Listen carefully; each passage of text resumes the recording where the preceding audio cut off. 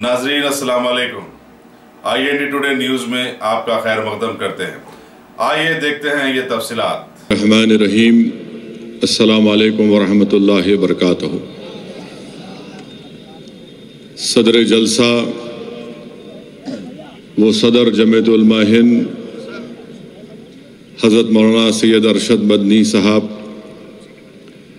शहनशीन में तशरीफ़ फरमा सदर जमीयत उलमा हिंद तेलंगाना व आंध्र प्रदेश मुफ्ती ग़ियास मौलाना मुफ्ती ग़ियास रहमानी साहब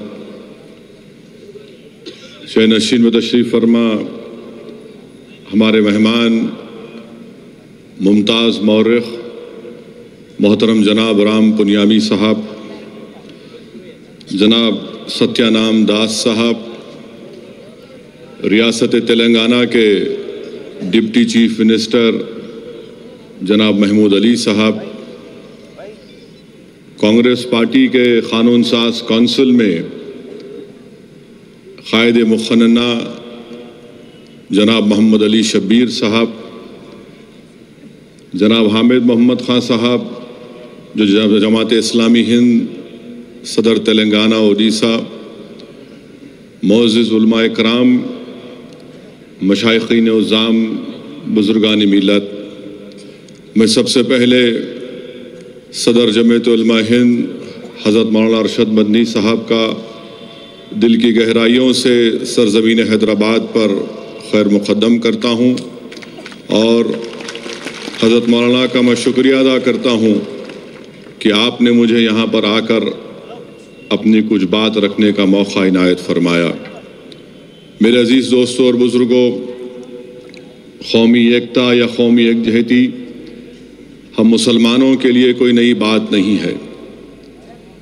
चाहे आज़ादी से पहले ले लीजिए या आज़ादी के बाद, मुल्क को आज़ाद होकर करीब 70 साल का एक लंबा अरसा हो चुका है और हमेशा हमारे उलमाए कराम ने मुसलमानों से जिस बात की ताकीद की, मुसलमानों से के दरमियान में जाकर जिस बात को रखा, वो दो चीज़ें थीं। एक ये कि आप हमेशा अपनी तौहीद पर कायम रहिए और दूसरा उन्होंने कहा कि दीगर अपनाए वतन को उनको अपने मज़हब पर चलने की पूरी आज़ादी है।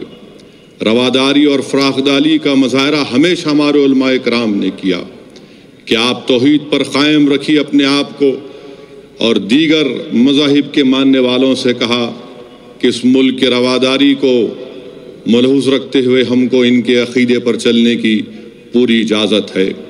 यानी हम अपने अक़ीदे पर चलेंगे, अपने दीन पर चलेंगे, अपने दीन के उसूल पर चलेंगे, अपनी शरीयत की हिफाजत करेंगे और अपने शरीयत पर चलेंगे और दूसरे जो मज़हब के लोगों हैं हम उनसे कहेंगे कि आप अगर हमारा ताउन चाहते हैं अपने मज़हब पर चलने के लिए तो हम अपना ताउन देने के लिए हमेशा तैयार हैं।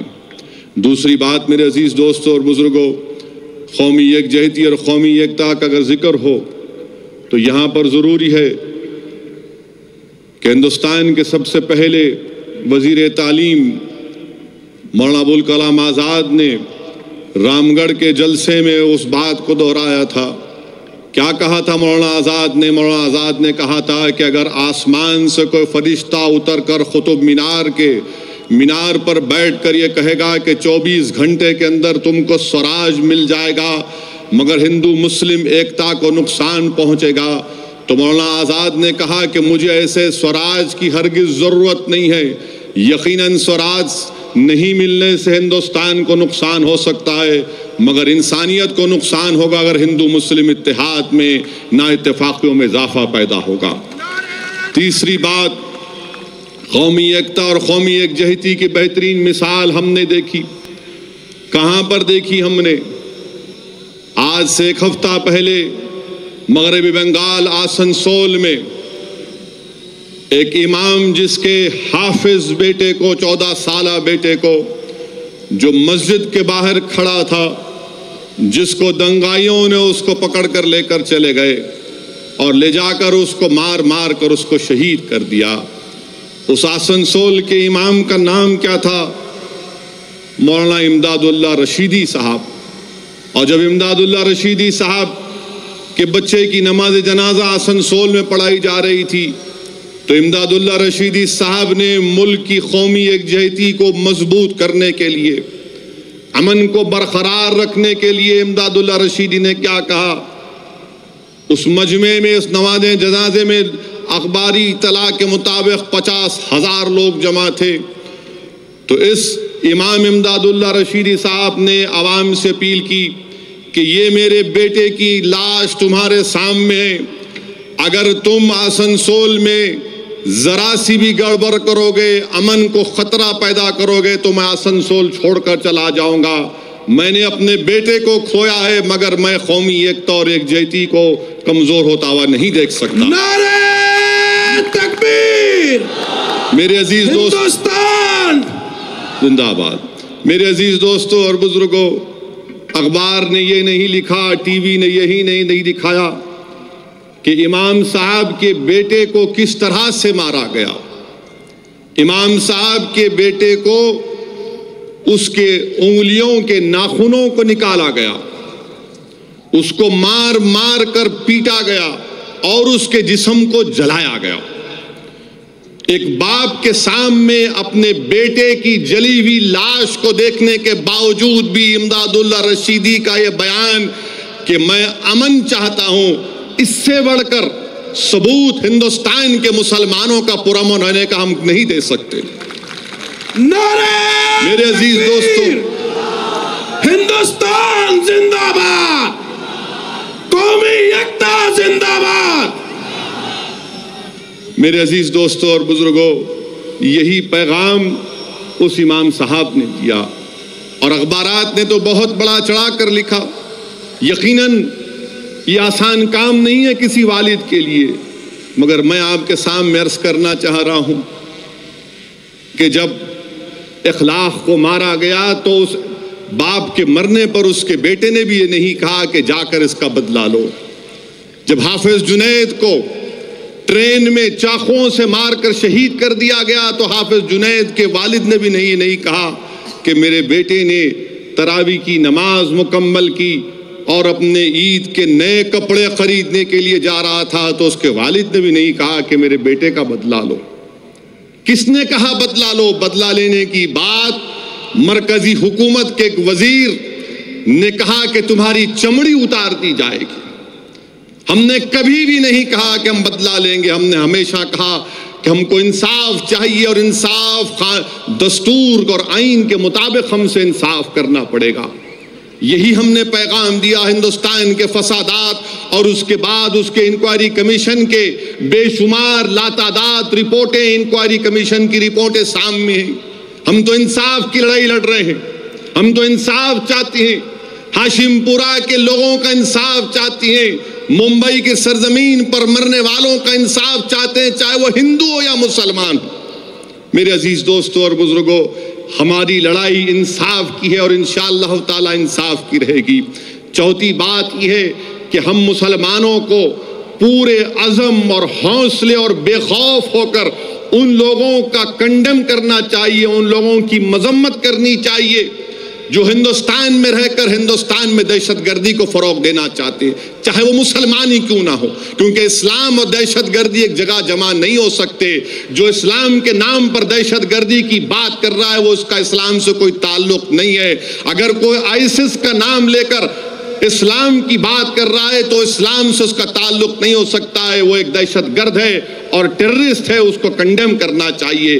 پانچویں بات، قومی ایکتا اور یکجہتی کے لیے بہت ضروری ہے کہ جو حکومت کر رہے ہیں، چاہے کسی پارٹی کی حکومت ہو، ہم ان سے کہیں گے کہ انصاف کرو۔ اگر ہمارے بچے جیلوں میں سڑ رہے ہیں تو آپ ان کا کیسز ختم کرو۔ اور یہاں پر میں یہ بات ضروری سمجھتا ہوں کہنے کے لیے کہ حضرت مولانا ارشد مدنی صاحب کے قیادت میں جمعیت علماء ہند نے جو ہندوستان کے جیلوں میں مظلوم بچوں کے انصاف کے لیے لڑائی لڑی، وہ قابل مبارکباد ہے، اور میں حضرت کو سلام کرتا ہوں اور حضرت کے لیے دعا کرتا ہوں کہ آپ کی قیادت میں اور معصوم اور مظلوم مسلمانوں کو انصاف ملے۔ میں آخر میں اپنی بات کو ختم کرنے سے پہلے پھر سے آپ تمام سے اپیل کرتا ہوں کہ یقیناً ملک میں ایک خوف کا ماحول پیدا کیا جا رہا ہے۔ اور اس خوف کے ماحول کو پیدا کرنے میں ان لوگوں، ان طاقتوں کا پورا رول ہے جنہوں نے مہاتما گاندھی کو گولی مارا، ان تمام لوگوں کا رول ہے جنہوں نے ہندوستان کی آزادی میں حصہ نہیں لیا بلکہ انگریزوں کا ساتھ دیا۔ اگر آج ہمارے گھروں کو جلایا جا رہا ہے، ہندوستان کے سوشل فیبرک کو توڑا جا رہا ہے، تو وہی لوگ ہیں، وہی آئیڈیالوجی کے لوگ ہیں جنہوں نے جیل میں بیٹھ کر انگریزوں سے 6 معافی نامے کے خط لکھے، مگر ہم نے انگریزوں سے معافی نہیں مانگی۔ ہم نے کالا پانی کی سزاؤں کو برداشت کیا، سولی پر چڑھ گئے، مگر آج وہی طاقتیں ہندوستان کی یکجہتی اور یکتا کے لیے خطرہ بنی ہوئی ہیں، اور ان کو اقتدار تو مل گیا مگر اقتدار کے سہارے ملک میں خوف کا ماحول پیدا کیا جا رہا ہے۔ میں آپ سے اپیل کر رہا ہوں، گزارش کر رہا ہوں کہ ہم مسلمان ہیں، ہم ان سے ڈرنے والے نہیں ہیں۔ اگر یہ خوف پیدا کرنا چاہتے ہیں تو ہم خوف نہیں پیدا ہونے دیں گے، اور جیسا کہ مولانا ارشد مدنی صاحب نے اپنے کئی خطابات میں کہا کہ ہم نفرت کا جواب محبت سے دیں گے، یقیناً انشاءاللہ تعالی ہم ان نفرت کا جواب محبت سے دیں گے، اور مجھے پورا یقین ہے کہ محبت غالب رہے گی، نفرت شکست کھائے گی۔ مولانا ارشد مدنی، بیرسٹر اسد الدین اویسی، نعرہ تکبیر، ہندو مسلم اتحاد، پیار و محبت زندہ باد، زندہ باد۔ مولانا میرے تقریر کا وقت بھی لے لے نعروں میں آپ۔ بہرحال میرے عزیز دوستوں اور بزرگوں، ہم کو بے خوف ہو کر ہندوستان کو بچانا ہے۔ ہندوستان ہمارا وطن ہے، ہندوستان ہمارا ملک ہے، ہندوستان کے لیے ہمارے بزرگوں نے اس ملک کے لیے اپنا سب کچھ قربان کیا۔ آج ہندوستان ایک ایسے چوراہے پر ہے کہ اگر ہم ایسی طاقتوں سے خوف کھا جائیں گے تو یاد رکھیے پھر اس ملک میں سیکولرزم، جمہوریت، پاسداری، یکجہتی، ایکتا، یہ سب کمزور ہو کر رہ جائے گی۔ یہ ملک بہت بڑا ہے، اور میں صاف اور واضح الفاظ میں کہنا چاہتا ہوں کہ ہندوستان بڑا ہے اور موڈی چھوٹا ہے۔ ہندوستان بڑا ہے، سنگ پریوار کمزور ہے انشاءاللہ تعالی، اور اس ملک کو بچانے کے لیے ہم تمام کو متحد ہونا پڑے گا، ہمارے ہم خیال تنظیموں کو ساتھ دینا پڑے گا، اپنے آپسی اختلافات کو بالائے طاق رکھنا پڑے گا۔ عقیدے کی بنیاد پر اختلافات ہو سکتے ہیں، مگر یاد رکھیے جب دشمن وار کرنے جاتا ہے تو یہ نہیں دیکھتا کہ امداد اللہ رشیدی کا بیٹا کون سے عقیدے کا تھا، حافظ جنید کون سے عقیدے سے اس کا تعلق تھا۔ میرے عزیز دوستوں اور بزرگوں، ڈریے مت، خوف کو اپنے قریب آنے مت دیجیے۔ افسوس کے ساتھ بھی یہ بھی کہنا پڑتا ہے کہ جتنے سیکولر طاقتیں ہیں وہ بھی آج اس سازش میں برابر کے ملوث ہیں۔ ایک منصوبہ بند طریقے سے مسلمانوں کو مارجنلائز کیا جا رہا ہے، مسلمانوں کو دور کیا جا رہا ہے، اور حد تو یہ ہو گئی کہ ایک نام نہاد انٹلیکچل نے اپنے آرٹیکل میں لکھ دیا کہ مسلمان خواتین کا برقع ترشول کی طرح ہے، ترشول کی طرح ہے۔ اب آپ بتائیے، مگر اللہ نے دکھا دیا کہ جو ہماری شریعت میں مداخلت کر رہے تھے اللہ نے ان کو ایکسپوز کر دیا۔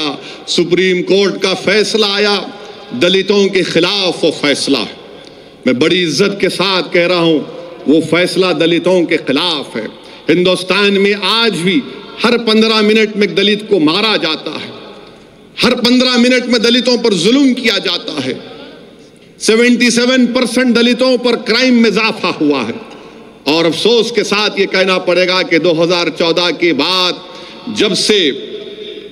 جب سے مسٹر موڈی وزیر اعظم بنے ہیں، دلتوں کے خلاف کیسز ختم ہو رہے ہیں۔ یہ خود اعداد و شمار سامنے ہے۔ بہرحال ہم کو اپنے دلت بھائیوں کو بھی اپنے ساتھ لینا ہے، ان پر بھی ظلم کیا جا رہا ہے، اور برسوں سے ان پر ظلم کیا جا رہا ہے۔